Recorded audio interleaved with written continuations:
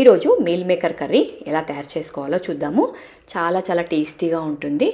జనరల్గా మీకు ఎప్పుడైనా నాన్ వెజ్ కర్రీ తినాలి అనిపించినప్పుడు, మనము నాన్ వెజ్ కర్రీస్ తినలేని సమయంలో, అంటే జనరల్గా ఈ మాసంలో ఎక్కువగా నాన్ వెజ్ కర్రీస్ తినరు, అలాంటి వాళ్ళు ఇలా మీల్ మేకర్ చేసుకోండి.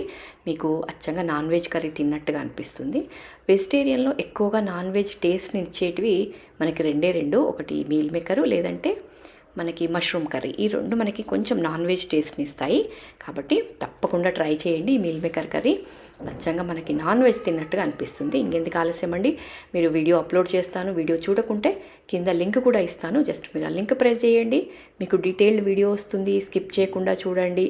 టేస్ట్ అద్భుతంగా ఉంటుంది. డెఫినెట్గా ట్రై చేయండి. మరిన్ని వీడియోస్ కోసం ఛానల్ని సబ్స్క్రైబ్ కూడా చేసుకోండి. అందులో రకరకాల వంటలు ఉన్నాయి, అన్నీ ట్రై చేయండి. అవి ఎలా కుదిరాయి మీకు, అంటే టేస్ట్ ఎలా ఉంది అనేది కామెంట్లో తప్పకుండా చెప్పండి.